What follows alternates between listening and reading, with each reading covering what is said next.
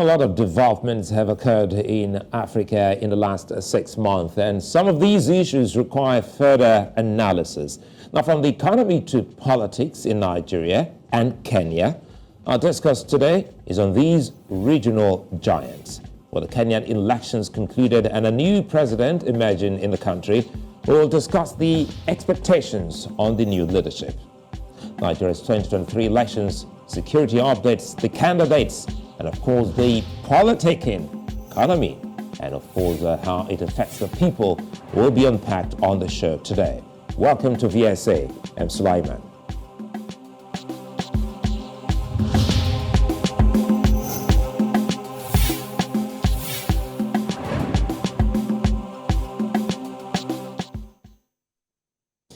The Nigerian government last week arrested Tukur Mamu, an intermediary between bandits and abducted Nigerians. That's the story. Now, his arrest has generated debates around the country, with Nigeria's Department of State Security now coming out to claim Mamu is a terror financier.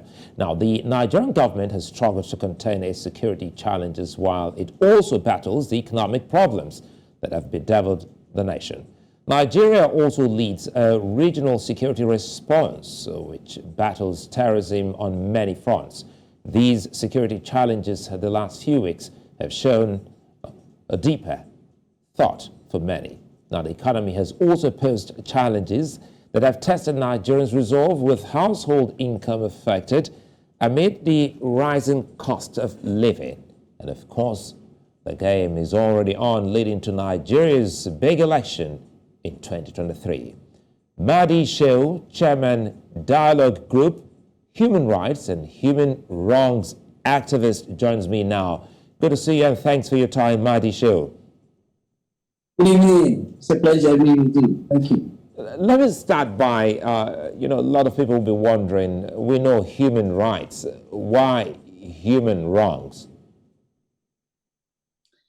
Yeah, because they are directly, indirectly, and tangentially related. If you look at the Constitution, all the rights have been given there, clearly defined and outlined for every Nigerian. But if you look at our codified justice system, codified laws is where you find punishments for doing wrong. Therefore, if you are talking about human rights, ideally you should talk about human wrongs.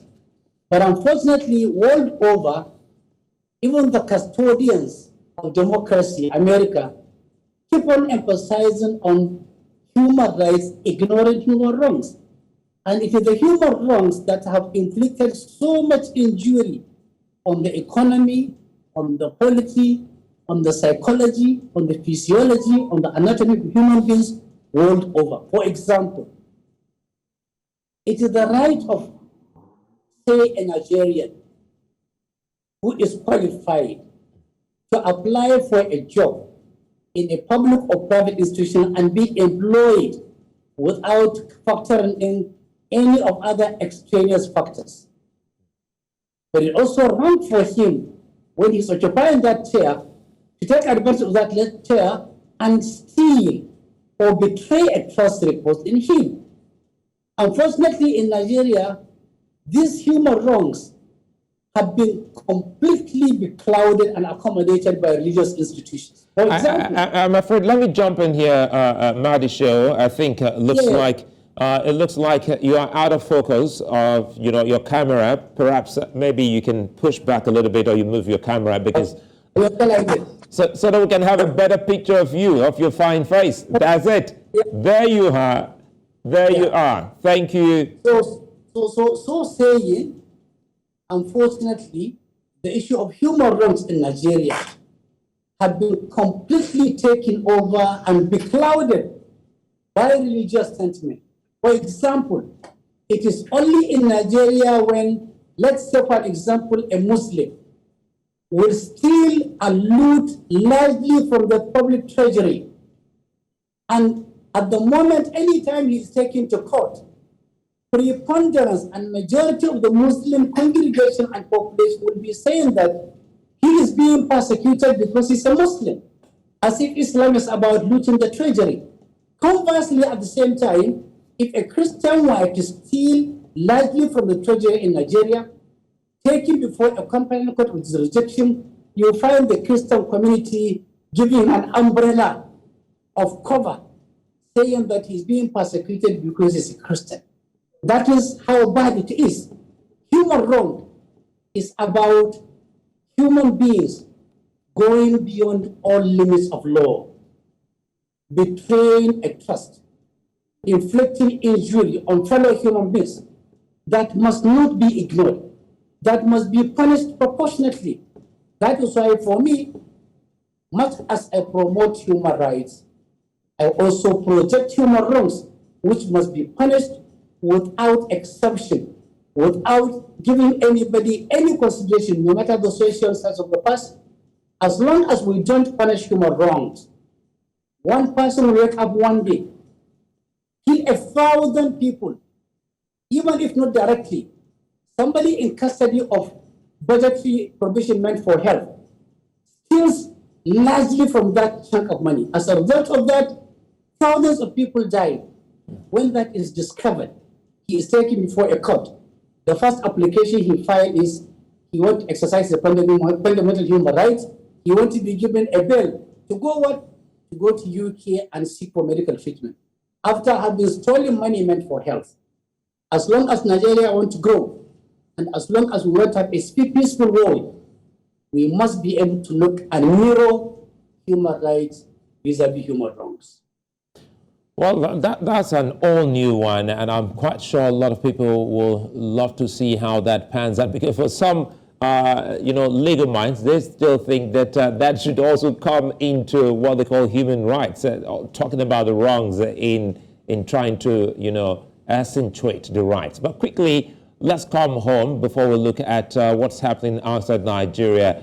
The election season, is upon us, and many talking about 2023. Perhaps let's start by looking at the primaries that, brought about these candidates.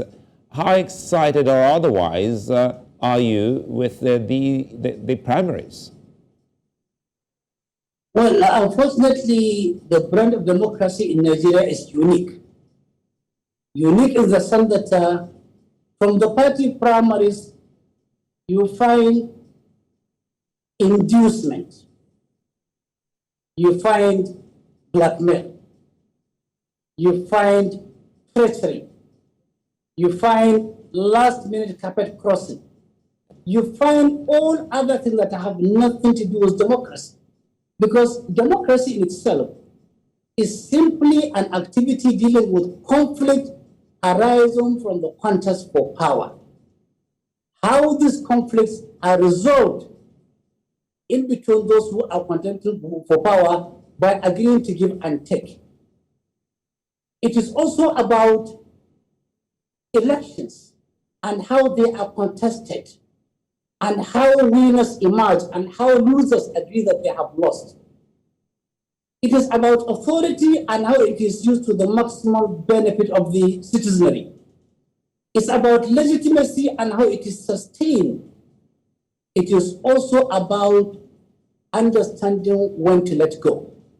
During the recently concluded elections, we saw how money played an epicentral role in the emergence of all the candidates.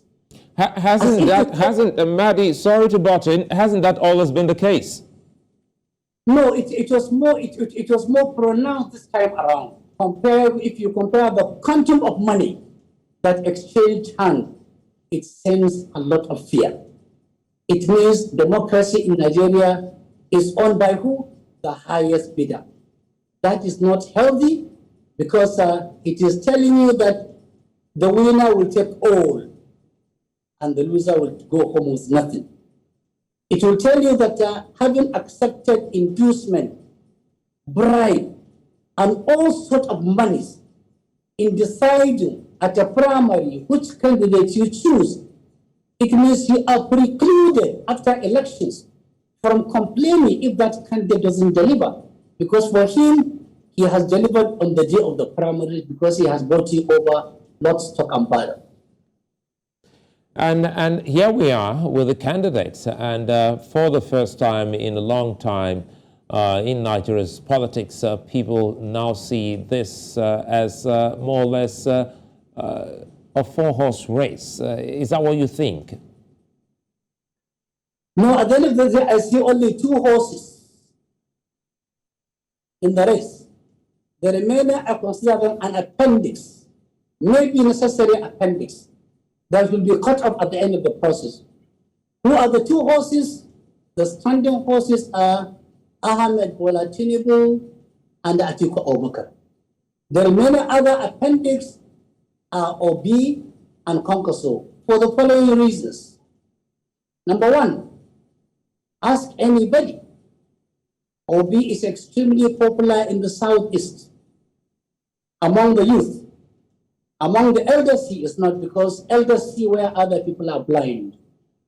And unfortunately, his candidature and his aspiration is being promoted more as a regional and ethnic agenda, which is not healthy in Nigeria. Those who crafted our constitution are wise men and women.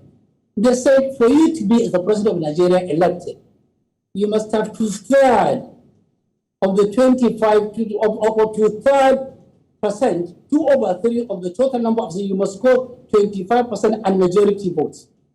If anybody is being portrayed, is being promoted, is being sold in wholesale and retail as a regional and ethnic candidate, he is not likely going to succeed in getting that to 2/3 as defined by the Constitution. For me and for many other people, we see Obi as somebody with a regional agenda, with a regional popularity. Even though there is an advantage for that, one could see that soon after Obi emerged as the candidate of Labour Party, mom is the word about call for Biafra. Nobody is talking about anything about Biafra. The killing of DSS, the killing of police, the killing of army, the killing of other innocent people have fizzled away almost completely. As if to ask, where were all these voices of the Southeast when these people were naming and killing and asking? I will leave that question to the people that are seeing this. As you leave the question, Mahdi, a minute here, as you leave the question for others to answer, you ask the question. But quickly here, I've had Yunus Atanko on the show. He's of the Labour Party, and specifically, he said even in faraway Sokoto State, the obedient movement has taken shape. You know, when you are promoting a candidate, you are allowed to sell him wrongly, negatively, and you are even allowed to tell lies in wholesale and retail about his popularity. And I think that is the case. It is supposed to be tested on election day. Somebody can make any claim now, but on election day, especially presidential, 24 hours after, maximum 48 hours after, all these acclaimed popularities will come to limelight. And to that day, I allow him with some permutation, and I think it is good to be hopeful. And this is just based on hope. That statement is based on hope. Now, before we stretch it talking about regional security, we mustn't allow this slide. We're not talking about Konkoso. No, we're coming. Yeah, we're not done with the candidates. But I'm trying for us not to let some of these things slide. You spoke about, regional issues in the country as pertaining security. Let's not gloss over this quickly. You've raised a very pertinent question here about, the halt in hostility, attacks in Nigeria's southeast. So, if it's okay, do you have an idea of why that is? Yes, because from independence to date, I don't know of tomorrow,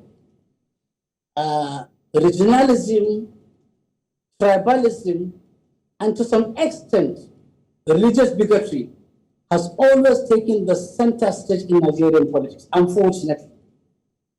And all these hostilities are also being promoted, institutionalized, and projected by selfish politicians. Like when you hear people of taking power should shift. Shift to where? Power shift is nothing other than a fraud from the political actors and actresses. It is a fallacy for the following reasons. For example, now, if southeastern Nigeria says power should shift to southeastern Nigeria, in the southeast, there are indigenous Muslims. The pertinent question now is, where a southeastern indigenous Muslim to emerge under any arrangement as the president of Nigeria, will the South Christian believe that power have shifted them? And the answer will be clearly no.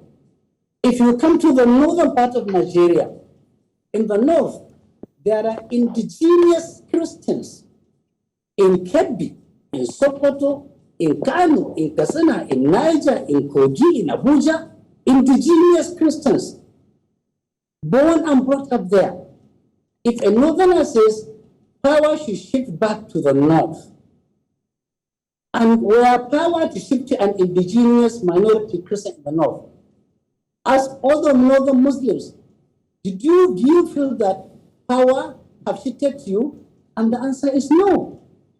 If you go to the southwest, and let's say power shifted to Ife, just simply ask a Modekeke man or woman, do you feel that power have shifted to you? And the answer will be clearly no. If you come to the north central in Nigeria, Taraba, Nasarawa, Benue, Kogi, predominantly Christian, who would wish that one day power will shift to them. Where power to shift to an indigenous Middle Belter who is a Muslim, and ask him, as Christians in the Middle Belt, do you feel that power have shifted to you? And the answer will be no, because power is in the hand of a Muslim, even though he's their own tribe, he is their own relation, he is their own uncle or brother or friend or even a neighbor. If you go to Katsina now, when Yar'Adua was the president of Nigeria, if you ask any Dauraman, because there is a dichotomy, ask any Dauraman, do you feel that when Yar'Adua was presiding over the president that power have shifted to you? And the answer will be no. You ask me now, I am from Katsina Central.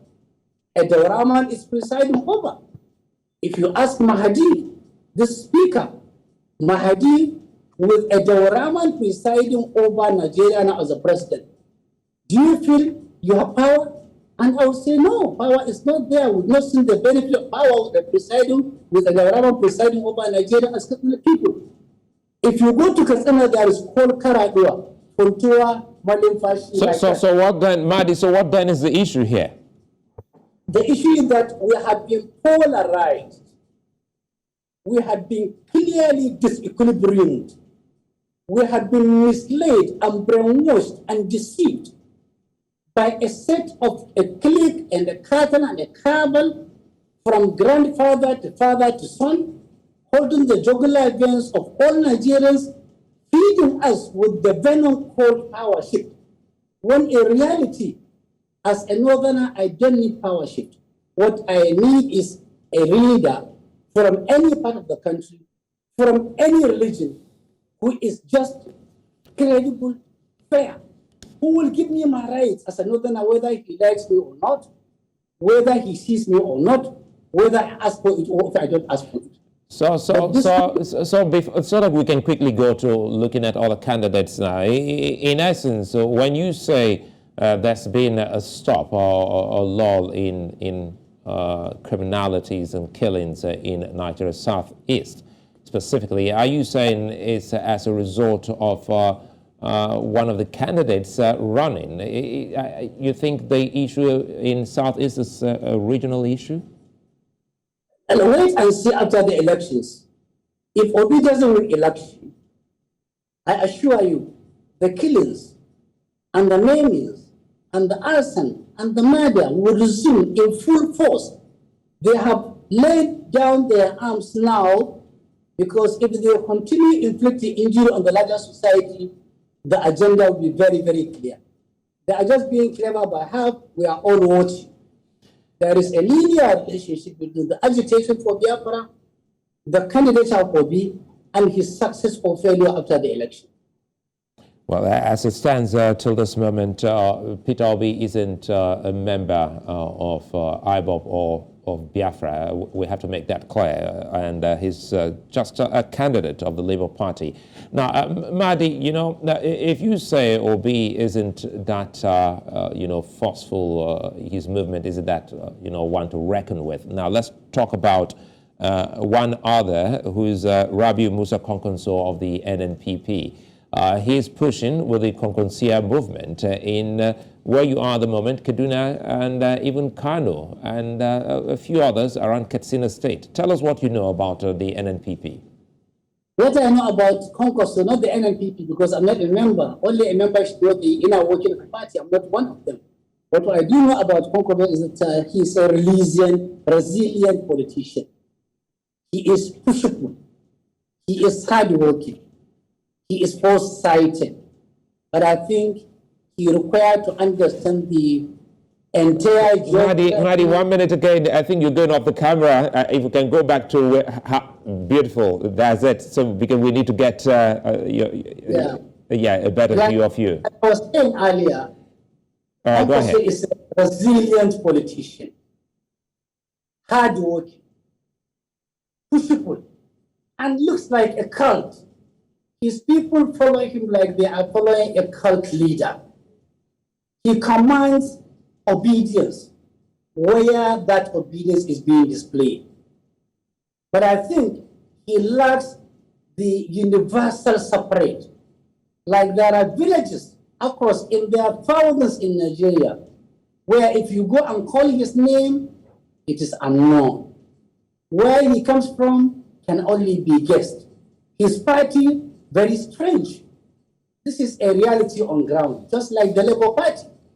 There are states and local governments and villages where you go and they won't know about Obi, they won't know about the Labour Party, and they won't know about his aspiration as a president aspirant. That is so much for Konkonso. I think what Konkonso requires is, over the next 8 years, to establish greater network across the entire polity of Nigeria, to make more friends, to establish his own tentacles, so that in the next 4, 5, 6, 7, 8 years after the next tenure, he would have been well known, he would have mobilized quite a number of people outside Kano, Jigawa, Kogi, and Kaduna, so that we see him as a future potential leader at whatever level. Let's take a moment. When we come back, we'll be looking at two other candidates, specifically Atiku Abubakar of the People's Democratic Party and Bola Tinubu of the APC, and speak more about Nigeria's economy and look towards Kenya and see if we can have some lessons from that particular election. That's when we return. Stay with us. Thank you.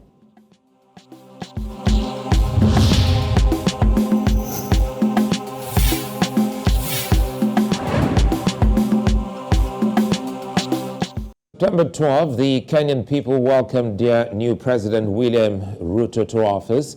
Ruto, shortly after his inauguration, announced a reduction of fertilizers in the country by 50%. There are also collaborations expected with private organizations, while Kenya's role in the EAC is also expected to be strengthened. Kenya is also looking to sustain its success at shutting Al-Shabaab out and maintaining its solid security network. The Kenyan economy is also struggling at the moment, and Ruto has his hands filled. We'll come back to Ruto. Still with me here is Mahdi Shehu. We're looking at developments in Nigeria, Kenya, and a few other places on the continent. And before we went on that moment, we've been talking about some of the leading candidates in the Nigeria common election. Now, quickly here, Mahdi, good to know you're still there, and thanks for your time. Let's talk about the man, Atiku Abubakar. He's no neophyte and is not new in politics, and he's running under the People's Democratic Party for the second time. Yeah. What do you know about him? You don't know everything about him, about his candidature? we'll be looking at the candidates, and so far, what do you think? What are his chances? What I'm saying about him is that of all the candidates, the frontline 4 candidates, they are being called now, is that he is the most experienced among all the contestants. Why?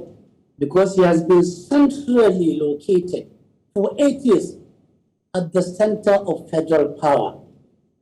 With that background, he is the only person who, if elected today, he will start work tomorrow because he requires no tutelage. He requires nothing but start work immediately. That is out of his 8 years experience as the vice president. Number 2, he is the most injured politician in the history of Nigeria. Over the last 30 years, he has received so many deep-seated lacerations, political lacerations, by different class of people. But silently, he was able to heal those wounds without making any noise. Anybody who has the capacity to heal his own injuries has the more likelihood capacity of injuring the wound of the nations that we are nursing now, without a nurse, without a doctor, without a psychologist to help us in the healing process. Number 3, he is a diplomat by excellence. While as the vice president, he has represented Nigeria severally on diplomatic missions. Therefore, he understands very well diplomacy, diplomatic cycle, diplomatic language, and even diplomatic body language, such that he will be easy, very easily, he can key into diplomacy without any difficulty. He is also a businessman with an acumen that combines in this world, you require somebody with a business sense and also public sector exposure. He has both. He is the only one among them that has this advantage. There are other advantages in terms of he is patient to afford. You may not know this, but if you look around and see the number of people over the last 30 years who betrayed him, who inflicted political injury on him, who assaulted him emotionally, yet they are still together and they are still around him and they are still part of his candidature. Only a strong mind, only a patient mind.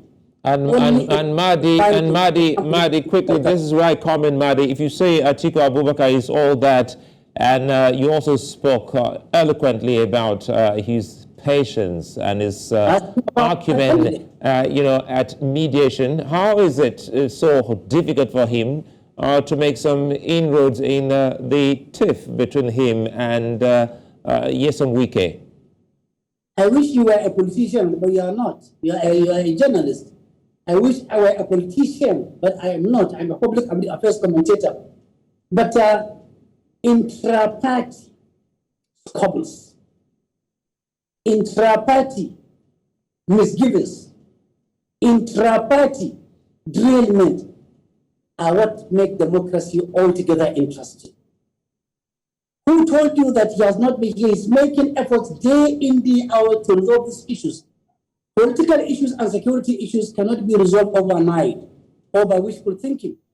I am sure if you were to open his textbook of where and what he has done to reach out to Wike, to resolve the issue with Wike, you will, I'm sure, give him a resounding clap. You sound like you would be giving your vote to Atiku Abubakar, would you? Unapologetically, I've always said this. I've never hidden my preference for him for very clear reasons. I've never hidden it. Now, let's quickly, we'll come back. We're still looking, and we'll also talk more about the present administration and how that may or may not affect the candidate of the ruling party, Bola Tinubu. Well, if the insinuation in that APC in the Villa are not rooting for Bola Tinubu, I will allow the Villa people to defend themselves, to confirm or to deny. But what I do know is that, of course, Villa had a candidate during the primaries. Of course, their candidate could not scale through. Of course, their candidate has been defeated. What is the name of that candidate? I will leave that to the guests of Sunny could watch in this program. But all I know is that Bola Tinubu is in the race. So quickly, wait a minute, Mahdi. Wait a minute, Mahdi. I really hate to interject, but I need to do this. But I'm not. Are you saying specifically, to your knowledge, that Bola Tinubu wasn't the candidate of the Villa? And absolutely, he was not the Villa candidate. The Villa candidate is the current Senate president. He was their candidate. They promoted him overnight, within mid-morning, early morning, midday. He was promoted. He was protected. He was projected. A Senate president cannot decide to go and buy a presidential nomination form days before the primaries without the absolute backing of the presidency. This, I'm sure, is a very language that everybody understands. Even Lowell understand, even Bola Tinubu understand. Unless if they are going to be living in denial. So let me continue on Bola Tinubu. Bola Tinubu is contesting for the presidency of Nigeria. I saw by Onanuga, his spokesperson, a few days saying that they are going to conduct the Bola Tinubu project and campaigning on two legs. One leg on Bola Tinubu's performance in Lagos. The other leg, the achievement of APC government in Nigeria. And I like and say all the two legs are broken legs for the following reasons. If you are promoting, then I hinge so much hope on Bola Tinubu's achievement in Lagos. But if you search further, my brother, you realize that the more they mention Lagos as a reason for electing Tinubu, the more they inflict injury, difficulty here on his political aspiration for the following reasons. Number one, 60% of the entire infrastructure that's in Lagos now is as a result of two reasons. The status of Lagos as a colony, and then the status of Lagos as a federal capital. These two statuses confer on Lagos the advantage of huge infrastructural development before even Bola was there. Secondly, if you look at the airport, look at the seaport, National Stadium, museum, all these solid structures were there much earlier than Bola Tinubu. Third Malad Bridge was also there long before Bola Tinubu. If you even talk about Bola Tinubu has raised the revenue of Lagos, look at the policy. Buba Maro was there. During Buba Maro's time, the revenue of Lagos was 14 billion naira annually. By the time he handed over to Bola Tinubu raised it to 84 billion. After Bola Tinubu, it was Ambode. It was Fashola. Fashola raised 264 billion. Ambode took it to 468 billion. And the current guy took it to 890 billion by the last April 2022. But everybody is saying that Bola Tinubu made Lagos. People are insulting the memory of Lateef Jakonde. Lateef Jakonde is the person responsible for 40% of all low-cost housing units. Obafemi Awolowo was responsible for the educational infrastructure and the total enrollment of people in primary and secondary schools.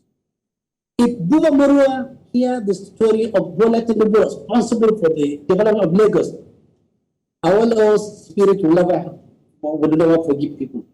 That of Jakonde. Buba Marua will take offense. Ambode will. Someone will. Even the current governor will take offense. The biggest contribution of Bola Tinubu to Lagos is that his company, Alpha Beta, his wife, the senator, his son, and his clique around him were the biggest beneficiary of Lagos. He was at best a tax collector. But visionary leadership started immediately after Tinubu left. That is when people had a 10-15-year development plan that is being implemented seriously and strictly sensu. When you go to the second leg of the campaign, the achievement of APC, I begin to wonder, like, for example, if APC go to my state at federal level, if Bola Tinubu go there, what will be his selling points? Already in my state, Kasina, 12 local governments are completely under bandits. They have taken over health institutions. They have taken over secondary schools. No, you're talking about Katsina State. Katsina State. The president, that's the president's home state, isn't it? That is where the president comes from. Go and write it, search everywhere. 12 local governments are completely under the control of bandits. We have hundreds of thousands of bandits littered all over Katsina State. Over 45% of children sit on the floor in both secondary school and primary schools. There are over 3 million unemployed youth in Katsina State. Farmers cannot go to the farm. No single functional industry. Everybody is on its own. Nobody is safe at home, on the highway, in the industry, in banking halls, not even on their farms. In fact, for those who go to the mosque and church in Katsina State on Sunday and Fridays, they are eager for the sermon to be over because anything can happen. These days, even in cemeteries, when you go to bury your dead in Katsina State, you are under permanent fear, because fear is the beginning of wisdom in Katsina State. So if you go to Katsina State, or if you go to Kogi State, if you go to Benungwari, if you go to so many other parts of northern Nigeria, what will be the selling points of APC in those states where insecurity is the watchword? That is very, very important. If you go to campaign for APC in the academic sector, how are you going to approach the academic community and the students? What story will APC tell them to believe that APC love them when their children? Mahdi, again, I come in here listening to you really out all of these. Is it safe to say the present administration has made it more difficult for its candidate to fly? Yeah, honest people will say that. Responsible people will say that. And people who are not living in denial will say it because it's the whole truth and nothing but the truth. It is extremely difficult for APC candidate to be sold in substantial part of Nigeria. Like, for example, all victims of abduction, people victims of banditry, people who have paid billions of naira as ransom, silently and loudly. Those whose children cannot go to school owing to their economic disposition and status. Lecturers who are on strike nationwide. Increasing unemployment rate. People who have been posted into permanent economic husbandry. I can continue ad infinitum. What will be the selling point of APC to this spectrum of people? What will be the selling point?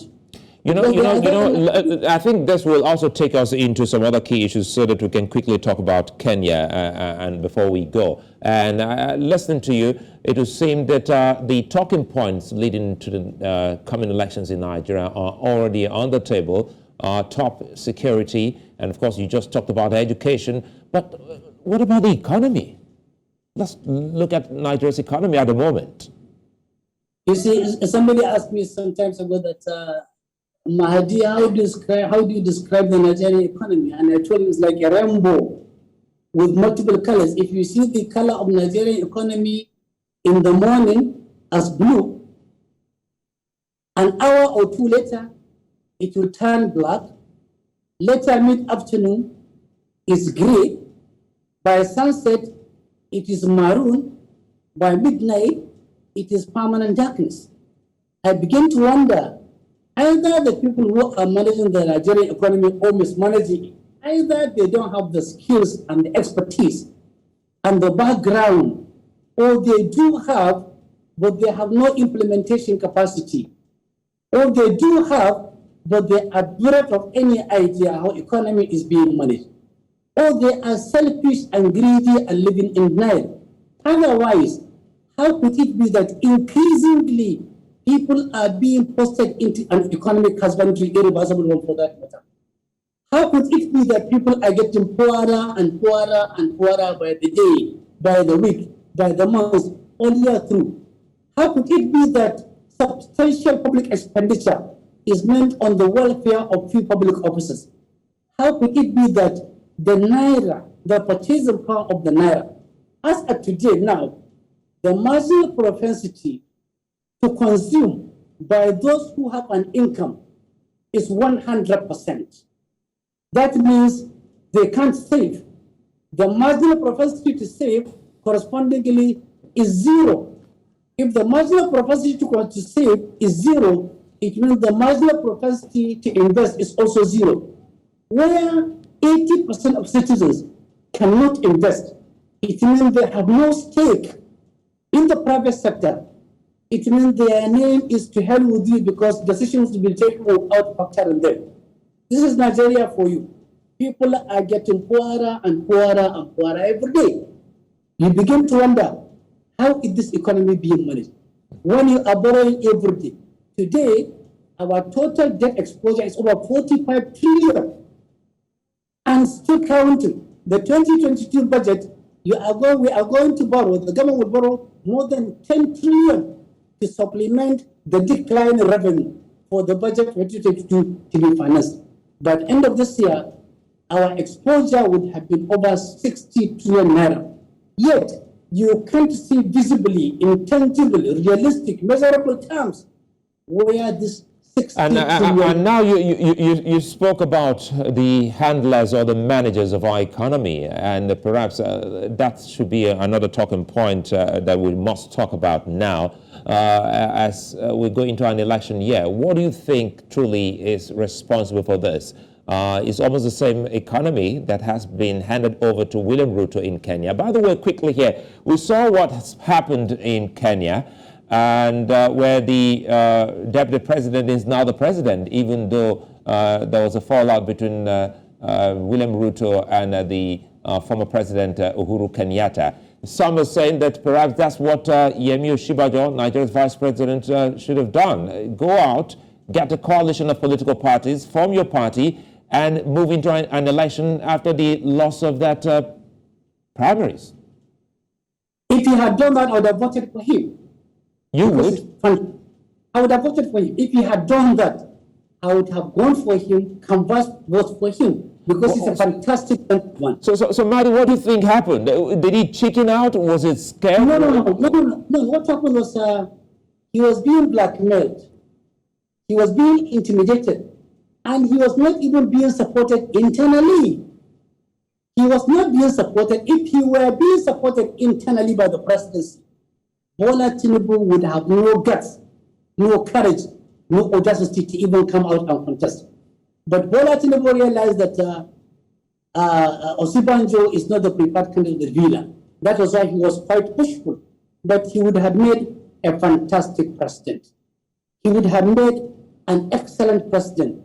He would have made a president that would make a difference in the history of Nigeria. Unfortunately, he submitted to cowardice. He submitted to intimidation. He submitted to treachery.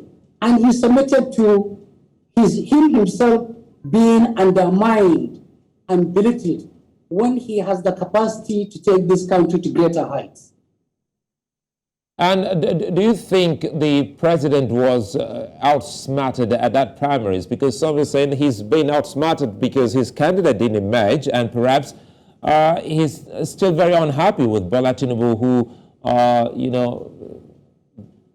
openly and publicly spoke in some very... you can be outsmarted or take you over out of choice. And so? I think out of a choice. A president would only choose to be blackmailed, or to be sidetracked, or to be compromised, or to be betrayed out of personal choice. That is why when you are choosing your lieutenants as a president, as a governor, look at people around you who will strengthen you, who will give you a covering fire, who will support you. Not those people who, when they come in the morning to greet you, they said, "Good morning, Mr. President, sir," with smiles all over and portraying to you the face of Moses.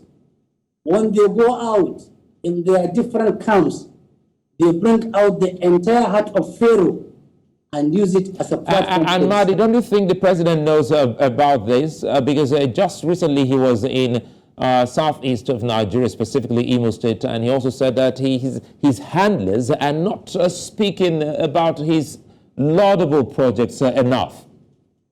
It is just like when you have a wife that is betraying matrimonial arrangements at home, a dissident wife, a wife who flirts around, you are fully aware of that, you keep on staying with her.